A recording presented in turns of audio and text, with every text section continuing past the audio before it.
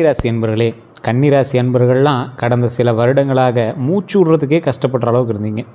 ஒரு 3 வருடங்களாக மருத்துவ ரீதியான செலவுகள், ஒரு 7 வருடங்களாக பண ரீதியான தொந்தரவுகள், 15 வருடங்களுக்கு குறையாமல் மன ரீதியான சலசலப்புகள், குடும்பத்தில் என்ன ஒரு ஃப்ரெஷ்னஸ் இன்னும் வரல அப்படின்னு வெயிட் பண்ணிகிட்டு இருக்கீங்களா? இனி வரக்கூடிய காலம் சந்தோஷமான காலங்களாக இருக்க போகுது.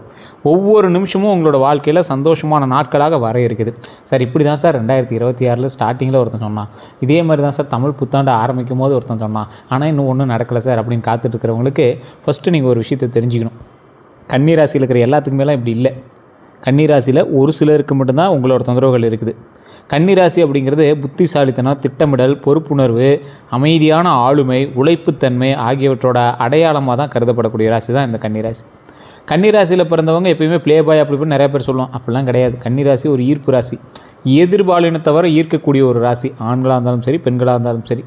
இப்போ ஏதோ ஒரு கேரக்டரிஸ்டிக்ஸோ, அழகோ, பேச்சு திறமையோ ஏதோ ஒரு விஷயம் உங்களை ஈர்த்துரும். உங்களோட பொறுப்புணர்வோ ஏதோ ஒன்று. ஆனால் இந்த கன்னிராசி அப்படிங்கிறது புதன் பகவானுடைய அதிபதி இருக்கக்கூடிய ராசி. அதாவது இந்த ராசி புதன் பகவான் தான் அதிபதி. அதனால் இந்த ராசிக்காரர்களுக்கு அறிவு, கணக்குத்திறன், கவனிப்பு, நுண்ணறிவு, மற்றவர்கள் புரிந்து கொள்ளக்கூடிய திறன் அதிகமாக இருக்கிறதுனால ஈஸியாக எதிர்பாலினத்தை தவிர ஈர்த்துருவாங்க. இது நிறைய பேருக்கு தெரியறதில்ல. அந்த ராசியவே வேறு மாதிரி மனிப்புலேட் பண்ணிட்டாங்க. கன்னிராசியில் இருக்கிறவன் காதலில் வல்லவன் அப்படி இப்படின்னு. ஈர்ப்பு ஈஸியாக கிடைச்சிருது. இந்த ராசியில் இருக்கிறவங்க மாதிரி துன்பப்பட்டவன் எவனுமே கிடையாது. கன்னிராசிக்காரன் மாதிரி காதலில் வேணால் சக்ஸஸ் ஆகலாம். ஆனால் கன்னிராசிக்காரன் மாதிரி கல்யாணத்தில் சண்டை சச்சரவோடு நடந்தது யாருக்குமே இருக்காது. அந்தளவு கல்யாண விஷயத்தில் நிறையா குளறுபடிகள் ஏற்பட்டு தான் திருமணங்கள் நடந்திருக்கும். ஒரு சிலருக்கு நல்லா நடந்திருக்கலாம் கன்னிராசியில் இருக்கிறவங்களுக்கு. அதே மாதிரி வெளியில் மிகவும் அமைதியாக இருக்கிறவங்க, பார்க்குறதுக்கு ரொம்ப அமைதியாக தோன்றக்கூடிய இந்த கன்னிராசிக்காரங்க உள்ளுக்குள்ளே அதிக சோதனை, மன அழுத்தம், எதிர்கால பயம், எல்லாமே சரியாக நடக்குமா, எல்லாமே சரியாக நடக்கணும் அப்படிங்கிற ஒரு எண்ணம், இந்த மாதிரி கட்டுப்பாடு மனநிலை இதெல்லாம் மனசுக்குள்ளே வச்சு பாதிக்கப்பட்டு இருப்பாங்க. இந்த ராசிக்காரங்க மனசுக்குள்ளே தான் நிறையா விஷயங்கள் வச்சுருப்பாங்க, வெளிப்படையாக சொல்ல மாட்டாங்க. 2026 தமிழ் புத்தாண்டு பிறந்ததுலேருந்து இந்த ராசிக்காரர்களோட வாழ்க்கையில் பல மாற்றங்களும் அமைதியாக நடந்திருக்கிறதுக்கான வாய்ப்புகள் கொஞ்சம் இருக்குது. கன்னிராசியோட குணாதிசயம் அப்படின்னு பார்த்திங்கன்னா மிகவும் புத்திசாலித்தனமான ஆள். கன்னிராசிக்காரர்கள் எந்த விஷயத்தையும் ஆழமாக யோசிப்பாங்க, ஆராய்ந்து முடிவெடுப்பாங்க, சின்ன விஷயத்தையும் கவனிப்பாங்க. அதனால் இவர்களை யாராலையும் ஏமாற்றுவது எளிதில்லை. அவ்வளோ சீக்கிரம் இவங்களை யாரும் ஏமாற்ற முடியாது. பர்ஃபெக்ஷனை விரும்புவாங்க. சரியாக செய்யணும் அப்படிங்கிற ஒரு எண்ணம் அதிகம். அதனால் வேலை அழகாக செய்வாங்க. ஒழுங்காக இருக்கிறதுக்கான வழிகள் என்னமோ ஒழுக்கமாக இருக்கணும் அப்படிங்கிறத நம்ம கரெக்டாக வச்சுப்பாங்க. நேரத்தை மதிப்பாங்க. இந்த டைமுக்கு வரணும், இந்த டைமில் இருப்பாங்க. அந்த மாதிரி தான் இருப்பாங்க இந்த கன்னிராசிக்காரங்க. ஆனால் இதே குணம் சில நேரங்களில் மன அழுத்தத்தையும் எங்களுக்கு தந்திருக்கு. அதுதான் ஒரு பெரிய ட்ராபேக்காகவும் இருந்திருக்குது. ஆனால் இதே குணம் மன அழுத்தத்தை தந்தாலும் அந்த ஒழுக்கத்தை இவங்க இன்றைக்கும் கைவிட்டதே கிடையாது. கரெக்டாக இருக்கணும் அப்படிங்கிறதுல மெயின்டைனாக இருப்பாங்க. வெளியில் அமைதி, உள்ள புயல். கன்னிராசிக்காரர்கள் பார்த்திங்கன்னா தங்களோட கஷ்டத்தை வெளியே சொல்ல மாட்டாங்க. அமைதியாக எல்லா விஷயத்தையும் சுமப்பாங்க. ஆனால் இரவில் பார்த்திங்கன்னா அதிக யோசனை வரும். தூக்கமின்மை, எதிர்கால பயம், இவை எல்லாமே உங்களுக்கு இருக்கும். தூக்கமின்மை, எதிர்கால பயம் எதனால்? அதிக யோசனையினால். Over thinking. உங்களால் நிம்மதியாக கொஞ்ச நேரம் கூட தூங்கி எழுந்திரிக்க முடியல. அது காரணம் உங்களோட ஓவர் திங்கிங். ஸோ உடல் ரீதியான உபாதைகளை கொஞ்சம் செக் பண்ணிக்கோங்க. உடல் ரீதியான விஷயங்களை கொஞ்சம் கவனமாக வருங்க. யாருக்கும் தொந்தரவு தரத்துக்கு விரும்ப மாட்டாங்க. தங்கள் பிரச்சனையை தாங்களே சமாளிக்க முயற்சி செய்வாங்க. இதுதான் முக்கியமான ஒரு விஷயம். இதனால் வாழ்க்கையில் சுமை அதிகரிக்கும் இந்த ராசிக்காரர்களுக்கு. கன்னி ராசியோட பெரிய பலம் என்ன தெரியுமா? அறிவு, உழைப்பு, பொறுப்பு, நேர்மை, திட்டமிடல். சார் இந்த 5மே நான் கேள்வி கூட பட்டதில்லையே சார் அப்படிமா கன்னிராசிக்காரன். ஏன்னா கமெண்ட் அடிக்கிறதுல பெரிய ஆள் கன்னிராசி. கமெண்ட் செக்ஷன்லாம் போய் பார்த்தீங்கன்னா நிறையா கழுவி ஊற்றுவாங்க. அதெல்லாம் எங்கள் லைஃப்பில் நடந்திருக்கும், ஒத்துக்க மாட்டாங்க. சில விஷயங்கள் இந்த அறிவு, உழைப்பு, பொறுப்பு, நேர்மை, திட்டமிடல் இதெல்லாம் படத்தில் தான் சார் கேள்விப்படுறோம். நேரில் நான் இம்ப்ளிமெண்ட் பண்ணதில்லை அப்படிம்பாங்க. இவர்கள் மெதுவாக வளர்ந்தாலும் வாழ்க்கையில் நிலையான வெற்றி பெறுவாங்க. கொஞ்சம் பொறுமையாக தான் எங்களோட வளர்ச்சி இருக்கும். இருந்தாலும் நிலையான ஒரு வெற்றியாக இருக்கும். உங்களுக்கு கடவுள் நிறையா வாய்ப்பெல்லாம் தந்தார் சார், நீங்கள் அதை சரியாக தக்க வச்சுக்கலங்கிறதா உண்மையாக இல்லையான்னு மறக்காம கமெண்ட் செக்ஷனில் பார்த்து விடுங்க. நிறையா வாய்ப்பெல்லாம் தந்தார். நடுவில் கேப் விட்டு கூட உங்களுக்கு வாய்ப்புகள்லாம் இருந்துச்சு. நீங்கள் அதை சரியாக கவனிச்சிக்கல, தக்க வச்சுக்கல. தற்போது கன்னிராசிக்கு நடந்துகிட்டு இருக்கக்கூடிய மிகப்பெரிய பிரச்சனைகள் என்னென்ன தெரியுமா? 2026 தமிழ் புத்தாண்டு பிறந்த பிறகு கன்னிராசிக்காரர்களுக்கு அதிகமாக இருக்கக்கூடிய பிரச்சனைகள் அப்படின்னா மன அழுத்தம் கொஞ்சம் இருக்கும். கொஞ்சம் இல்லை, நிறையாவே உங்களுக்கு இருந்திருக்கும். எதையும் அதிகமாக யோசிப்பது, இது சரியாக போகுமா அப்படிங்கிற கவலை. ஒரு விஷயத்தை இருக்கிறீங்க, மைண்டுக்குள்ளேயே போட்டு குழப்பிட்டு அது சரியாகுமா அப்படின்னு யோசிச்சுட்டே தான் இருக்கிறீங்களே தவிர அதுக்குன்னு அவுட்புட் எதுவும் தெரில அந்த மாதிரி. அதே மாதிரி பண நெருக்கடி இப்போ இல்லை, உங்களுக்கு பல மாதமாகவே பல வருஷமாகவே நடந்துட்டு தான் இருக்குது. பணம் வந்தாலும் தங்குறதில்ல. ஏன் சார் தங்குறதில்ல? என்னன்னே தெரில, செலவாயிட்டே இருக்குது. உங்களுக்கு இப்போவும் அதான் தங்கிட்டு இருக்காது, செலவாயிடும், அன்எக்ஸ்பெக்டட் எக்ஸ்பென்ஸ்லாம் உங்களுக்கு வரும். ஸோ இதெல்லாம் வந்து உங்களுக்கு இப்போ நடந்துட்டு இருக்கிற ஒரு விஷயம். இனி போகக்கூடிய காலங்களில் சரியாகுமானா தனிப்படியான ஜோதிடம் தான் செல்லும். இப்போ நம்ம பார்க்குறது என்னது, ஓவரால் ஜோதிடம் தான் பார்த்துட்ருக்கோம். ஆனால் பணம் வந்து கண்டிப்பாக வந்தால் தங்கும், செலவுகள்லாம் குறைய ஆரம்பிக்கும், நிறைய லாபம் வர ஆரம்பிக்கும், நிறைய சேவிங்ஸ் வர ஆரம்பிக்கும். அதெல்லாம் எப்போயிருந்து வர ஆரம்பிக்கும் அப்படிங்கிறது தனிப்படையான ஜாதகம் தான் சொல்லும். ஆனால் அதுக்கான வாய்ப்புகள் நிறைய இருக்குது, வாய்ப்புகளில் கண்டிப்பாக நடக்கும். ஸோ அதனால் கொஞ்சம் பொறுப்பாகவும் நிதானமாகவும் கரெக்டாகவும் நடந்துக்கோங்க. இந்த ராசிக்காரர்களுக்கு தனிப்படையான ஜோதிடம் பார்க்கணும் அப்படிங்கிறீங்க, லோக்கல் ஒரு டைம் உங்களோட ஜாதகத்தை கொடுத்து செக் பண்ணுங்கள். இல்லை சார் சரியாக சொல்லலை அப்படின்னா மட்டும் கீழே ஒரு நம்பர் கொடுத்துருக்க டிஸ்கிரிப்ஷனில், அந்த நம்பருக்கு ஃபோன் பண்ணி நீங்கள் வந்து உங்களுடைய ப்ராப்ளத்தை சொல்லி சால்வ் பண்ணிக்கலாம். அதுவும் தெளிவாக சொல்லிடுறேன், அது ஒரு விவிஐபியோட நம்பர். ஸோ கிட்டத்தட்ட ஒரு 150 பேருக்கு மேலே ரெகுலராக ஜோதிடம் பார்க்கக்கூடிய நபர். உங்களுக்கு அப்பாயின்மெண்ட் பேசிஸில் தான் ஜோதிடம் பார்ப்பாங்க. அதுக்கு தகுந்த மாதிரி தான் ஃபீஸஸ் இருக்கும். உங்களுடைய வீட்டு பிரச்சனையாக இருக்கட்டும், ஜோதிட ரீதியான பிரச்சனையாக இருக்கட்டும், வசியம் சம்மந்தப்பட்ட விஷயமாக இருக்கட்டும், பிளாக் மேஜிக் சம்மந்தப்பட்ட விஷயங்களாக எதுவாக இருந்தாலும் இங்கே வந்து கிளியர் பண்ணி கொடுத்துருவாங்க. ஸோ ஆனால் அப்பாயின்மெண்ட் பேசிஸ் தான் பார்ப்பாங்க, ஃபீஸஸும் அது மாதிரி தான் இருக்கும். உங்களுக்கு வேணும்னா மட்டும் நீங்கள் வந்து கால் பண்ணி பேசிக்கலாம். இது நீங்கள் ப்ரமோஷன் எடுத்துட்டாலும் ஓகே தான். இது உங்களுடைய விருப்பத்தின் பேரில் நீங்கள் வந்து ஃபோன் பண்ணி பேசிக்கலாம். அதே மாதிரி இந்த ராசிக்காலுக்கு குடும்ப பொறுப்பு அப்படின்னு ஒன்று இருக்குது. வீட்டில் வந்து உங்கள் மேலே நம்பிக்கை அதிகம், குடும்ப செலவை நீங்கள் தான் பார்த்துக்கிறீங்க, உறவினரோட உதவி உங்களுக்கு தேவைப்படும். இவை அதிகமாக இருக்கக்கூடிய நபர்களாக தற்போதைய நிலைமையில் நீங்கள் இருந்துகிட்ருப்பீங்க. அதே போல் வேலை தொழிலில் குழப்பம் இருக்குங்க. வேலை அதாவது ஒரு முன்னாடி சொல்லுவாங்கள்ல, வேலைக்காக வெயிட் பண்ணிகிட்டு இருந்த ஒரு சிலர் இருப்பாங்க. வேலை மாறலாமா அப்படின்னு யோசனையோடு ஒருத்தர் இருப்பாங்க. தொழிலில் தொடரலாமா அப்படின்னு ஒரு யோசனையோடு இருப்பாங்க. ஏற்கனவே வேலை பார்த்துருக்கு சார், தொழிலையும் சேர்த்து பார்க்கலாமா அப்படின்னு ஒருத்தர் இருப்பாங்க. பார்ட்னர்ஷிப் சரியாக இருக்குமா, ஒருத்தரே பண்ணுற மாதிரி இருக்குது, பார்ட்னர்ஷிப் ஏதாவது செல்லுபடி ஆகுமா அப்படிங்கிற மாதிரி இருப்பாங்க. நம்பியவர்களால் மன வேதனை வந்து உங்களுக்கு இருக்கும். உதவி செய்தவர்கள் மீது திருப்பம், அதாவது ஒரு எக்ஸாம்பிள் சொல்லணும் அப்படின்னா, நீங்கள் ஒருத்தர் நம்பிக்கை வச்சுருப்பீங்க, அவங்களுக்கு உதவி செஞ்சுருப்பீங்க, நீங்கள் ஒன்றும் கைமாறலாம் எதிர்பார்த்துருக்க மாட்டீங்க. உங்களுக்கு திருப்பி அவன் செஞ்சது என்னமோ துரோகம் தான் பண்ணியிருப்பான். இப்போ ஒரு உதவி செஞ்சவங்க திரும்ப மதிக்காமல் நடந்துக்கலாம் அப்படிங்கிறது எப்படி இருக்கும்? உங்களை வந்து மதிக்காமல் நடந்துக்கிட்டாங்கன்னா எப்படி இருக்கும்? நீங்கள் ஒன்றும் அதுக்கான பலன்லாம் நீங்கள் ஒன்றும் கேட்கல, திருப்பி பண்ணு அப்படின்லாம் கேட்கல. ஆனால் அவங்க வந்து மதிக்கலை அப்படிங்கிறது உங்களுக்கு எவ்வளோ ஒரு ஹர்ட்டிங்காக இருக்கும். அது மாதிரி தான் உங்களுக்கு இப்போ இருந்துகிட்ருக்கும்.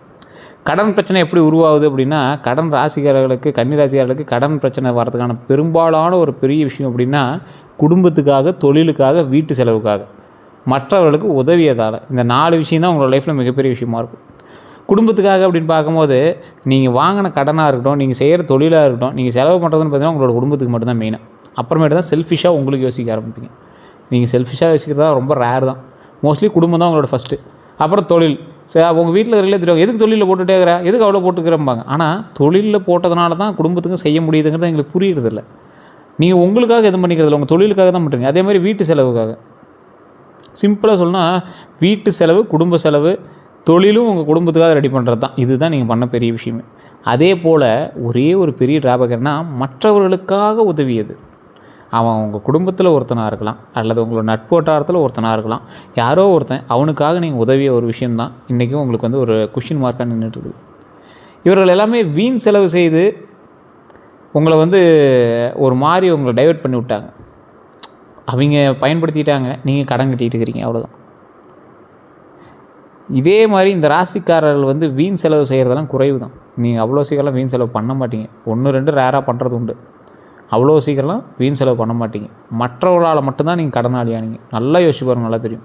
ஒன்றே உங்களை உசுப்பேற்றி விட்டுருப்பான், இல்லைனா அவன் பயன்படுத்திகிட்டு இருப்பான். இதுதான் நடக்கும். இந்த பிரச்சனையை எப்படி சொல்கிறது அப்படின்னா, இது எப்படி சமாளிக்கணும் அப்படின்னு நினைத்து கடன் வாங்குவாங்க. இது எப்படி இந்த கடனை அடைக்கிறது, இந்த கடனை வாங்கி சரி பண்ணிடலாம், இந்த கடனை அடைக்கிறது, இந்த கடனை வாங்கி சரி பண்ணி, இப்படி தான் வந்து உங்களோட லைஃப் போயிட்டுருக்கு. இப்போ அது கடன் பிரச்சனை அதிகமாக குறையுமா, அதிகமாகுமா குறையுமா? இப்போ என்ன நடக்கும்? தற்போது முழுமையாக முடியடையலைங்க, ஆனால் மெதுவாக கட்டுப்பாட்டுக்குள்ளே வரும் காலம் ஆரம்பமாக இருக்குது. உங்களோட கடன் வந்து முழுசாக முடிகிற அளவுக்கு இன்னும் ரெடி ஆகலை, ஆனால் கொஞ்சம் கொஞ்சமாக ஸ்டெப் எடுக்கிறதுக்கு ஒரு வழி வகுத்துருக்கு அப்படிங்கிறது மைண்டில் ஞாபகம் வச்சுக்கோங்க. குறிப்பாக 2026 நடுப்பகுதியிலிருந்து பழைய சிக்கல்கள் சரியாகும், எதிர்பாராத பண வரவு கிடைக்கும், வேலையில் முன்னேற்றம் கிடைக்கும், பழைய பணம் திரும்ப கிடைக்கும். இந்த விஷயத்துக்கு எல்லாத்துக்குமே வாய்ப்பு இருக்குது. பழைய சிக்கல்கள் சரியானுச்சு அப்படின்னா மிகப்பெரிய நல்லது. எதிர்பாராத பண வரவு கிடச்சிச்சு அப்படின்னா கடன் அடைக்கிறதுக்கு உதவுது. வேலையில் முன்னேற்றம் கிடச்சிச்சின்னா ஒரு குறிப்பிட்ட அளவுக்காவது இன்க்ரிமெண்ட்டுக்காக கிடைக்கிது. பழைய பணம் திரும்ப கிடச்சிச்சு அப்படின்னா எடுத்து அப்படியே கடன் அடிச்சுட்டு வேலையை பார்க்கலாம். ஸோ இப்படி தான் வந்து போயிட்டுருக்கும்.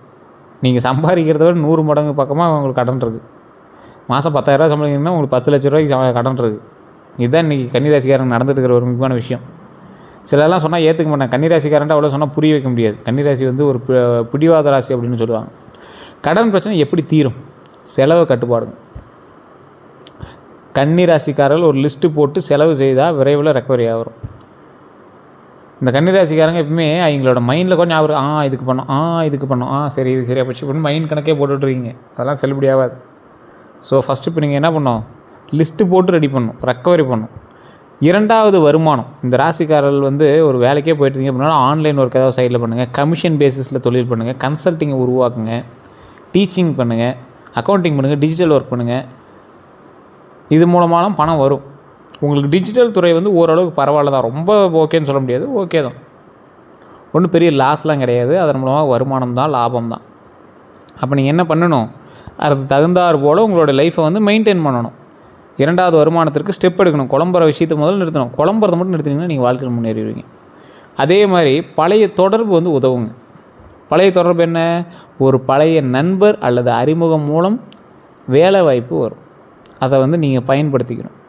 அதன் மூலமாக லாபம் எடுக்கிறது உங்களோட திறமையை பொறுத்து இருக்குது. எந்த தெய்வத்தை வணங்கினா தற்போது நல்லது? எல்லா காலகட்டத்திலையும் ஒவ்வொரு தெய்வத்தை வந்து பிடிச்சிட்டோம் அப்படின்னா நன்மை உண்டாகும் அப்படிங்கிறது நம்ம எல்லாருக்குமே தெரியும். இந்த காலகட்டத்தில் எந்த தெய்வத்தை வணங்கலாம்? கன்னிராசிக்காரர்களுக்கு புதன் கிரக சக்தி முக்கியம். அதனால் அறிவு மற்றும் மன அமைதி தரக்கூடிய தெய்வ வழிபாடு ரொம்ப நல்லது, ரொம்ப ஒரு ப்ளஸ் பாயிண்ட் அப்படின்னு சொல்லலாம். விஷ்ணு வழிபாடு புதன் பலம் அதிகரிக்கும். விஷ்ணு வழிபாடு பண்ணோம் அப்படின்னா புதன் பலன் அதிகரிக்கக்கூடிய ஒரு இது. புதன்கிழமை துளசி மாலை, விஷ்ணு ஸ்லோகம் இதெல்லாம் சொன்னீங்க அப்படின்னா ரொம்ப நல்லது. துளசி மாலையெல்லாம் வாங்கி சாமிக்கு சாத்தி வழிபடுறது, விஷ்ணு ஒரு ஸ்லோகம் சொல்கிறதெல்லாம் ரொம்ப நல்லது. அதே மாதிரி ஹயக்ரீவர் வழிபாடு நான் முன்னாடியே நிறைய இடத்துல சொல்லியிருக்கேன். இந்த ஹயக்ரீவர் அப்படிங்கிறவர் ஹயக்ரீவர் மட்டும் கிடையாது, நீங்கள் எந்த கோயிலுக்கு போனீங்க அப்படின்னாலும் ஒரு மனித ரூபத்தில் இருக்கக்கூடிய கடவுள் வணங்குவீங்க. ஆனால் 2 உயிர்கள் ரூபத்தில் இருக்கக்கூடிய தெய்வத்தை வணங்குவது இன்னும் டபுள் மடங்கு பவருங்கிறாங்க. என்னது? அதாவது இப்போ ஹயக்ரீவர், இப்போ வராகி, நரசிம்மர் இதெல்லாம் பார்த்திங்கன்னா மனித உடலும் மிருக தலையும் இருக்கிற மாதிரி இருக்கும். அது மாதிரி நிறைய மச்சாவதாரத்தில் பார்த்திங்கன்னா மீன் உடம்பும் இந்த மாதிரி ஒவ்வொரு விஷயம் இருக்குது பார்த்திங்களா. இதில் எல்லாத்துலேயுமே ஒவ்வொரு வகையான விஷயங்கள் இருக்குது. அப்படி இருக்கக்கூடிய தெய்வங்களை பண்ணிங்கன்னா உங்களுக்கு டபுள் பவர். ஸோ இந்த ஹயக்ரீவர் வழிபாடு பார்த்திங்கன்னா அறிவு, வேலை, தேர்வு, மனத்தெளிவு இது எல்லாமே கிடைக்குங்க. இதன் மூலமாக பல நன்மைகள் உண்டாகிறதான வாய்ப்புகளும் அமையுங்க. தட்சிணாமூர்த்தி வழிபாடு. தட்சிணாமூர்த்தி வழிபாடு அப்படிங்கிறது கடன் பிரச்சனையை தீர்க்கக்கூடியவர் தட்சிணாமூர்த்தி, தடைகளை நிவர்த்தி செய்யக்கூடியவர் தட்சிணாமூர்த்தி, முடிவு எடுக்கக்கூடிய திறனை உயரக்கூடியவர் தட்சிணாமூர்த்தி. ஸோ வியாழக்கிழமை தீபம் ஏற்றுங்க, மிகப்பெரிய நன்மை உண்டாகும். வியாழக்கிழமை கொண்டக்கடலை மாலை வச்சு 2 நெய் விளக்கு வச்சு தீபம் ஏற்றுங்க அப்படின்னா மிகப்பெரிய நன்மை உண்டாகிறதுக்கான வாய்ப்புகள் ரொம்ப அதிகம். அதே மாதிரி மகாலட்சுமி வழிபாடு பண நெருக்கடி குறையக்கூடிய ஒரு முக்கியமான ஒரு வழிபாடு மகாலட்சுமி வழிபாடு. சரி, இத்தனையும் எப்போ சார் பண்ணுறது? உங்கள் வீட்டிலே பண்ணலாம், முடிஞ்சால் பக்கத்தில் இருக்கிற கோயில்களில் பண்ணலாம். பண வழிபாடு அப்படிங்கிறது மகாலட்சுமிகிட்ட கூட வழிபடும் போது ரொம்ப நல்லது. பெருமாள் கோயிலுக்கு போயிட்டு வரவங்க யாரும் பெருமாள் கோயிலில் உட்கார மாட்டாங்க. பெருமாள் கோயிலில் வந்து உட்காரத்துக்கு திண்ணை கூட விட மாட்டாங்க. பெருமாள் கோயில் வழிபட்டு டேரெக்டாக வீட்டுக்கு வந்துடணும். அப்போ தான் வந்து கடவுளினுடைய அருள் நமக்கு கிடைக்கும். லக்ஷ்மி தேவி வந்து எங்கேயும் உட்காந்துடக்கூடாது, நம்ம கூட வந்துடுவாங்க. ஸோ அதை வந்து ஞாபகம் வச்சுக்கோங்க. வெள்ளிக்கிழமையில் நெய் தீபம் ஏற்றி வெள்ளைப்பூவில் மாலையோ இல்லை பூவோ வச்சு இறைவன் வழிபாடு மகாலட்சுமி வழிபாடு பண்ணிங்க அப்படின்னா நல்ல பலன் தரும். ஸோ அதை நிறைய பேர் நோட் பண்ணி வச்சுக்கோங்க, கண்டிப்பாக அது வந்து உதவும். அதே போல் தமிழ் புத்தாண்டுக்கு பிறகு நிறைய பேர் கேட்ட ஒரு விஷயம், இந்த ராசிக்காரர்கள் எப்படி இருக்கும் போது அதிக யோசனை இருந்துகிட்ருக்கும், பண நெருக்கடி இருந்துட்டு தான் இருக்கும், வேலை அழுத்தம் இருக்கும், குடும்ப பொறுப்பு இருக்கும், மன சோர்வு இருக்கும், சிலரிடம் ஏமாற்றம் உங்களுக்கு கண்டிப்பாக இருக்கும். இது நடந்திருக்கலாம் அல்லது இதெல்லாம் கொஞ்சம் கொஞ்சம் அப்பப்போ நடந்துகிட்ருக்கும் உங்களுக்கு. இதிலேருந்து எப்படி சார் வெளியே வரும்? இது எல்லாம் நான் சொல்லியாச்சு. அதிலேருந்து வெளியே வரதுக்கான ஸ்டெப்பு நீங்கள் தான் எடுக்கணும். ஃபஸ்ட்டு ஜாதகத்தை செக் பண்ணணும், ஜாதகத்தை பார்க்கணும், அதுக்கப்புறம் தான் அடுத்த ஸ்டெப்பை எடுக்கணும். ஆனால் அதே நேரத்தில் வாழ்க்கையை மாற்றணும் அப்படிங்கிற எண்ணம் உங்களுக்கு உள்ளே இப்போ உண்டாயிருக்கும். ஸ்பிரிச்சுவல் இன்ட்ரெஸ்ட், சுவாமி தரிசனம் பண்ணணும், சுவாமியை வழிபடணும் அப்படிங்கிற ஒரு ஆன்மீக சிந்தனை உள்ளே வந்திருக்கும். பழைய வாழ்க்கையில் முறையை மாற்றக்கூடிய சிந்தனை உண்டாயிருக்கும். இப்படி பண்ணிட்டு தான் இதை இப்படி பண்ணலாம் அப்படிங்கிற ஒரு ஐடியா வந்திருக்கும். இவை உருவாகி இருக்கக்கூடிய தருணம் இப்போ உங்களுக்கு நடந்துகிட்ருக்கும்.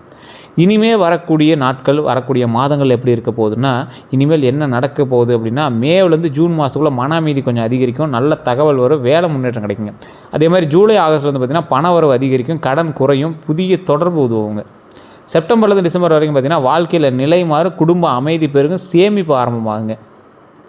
அடுத்த 12 நாட்கள் வந்து எப்படி இருக்கும் அப்படின்னா, 2026 தமிழ் புத்தாண்டு பிறந்தும் கூட இன்னும் இப்போ வைகாசி மாதமே பிறந்துருச்சு. இதில் வந்து பார்த்திங்கன்னா அடுத்த 1 to 3வது நாளில் மன அழுத்தமும் யோசனையும் அதிகம்.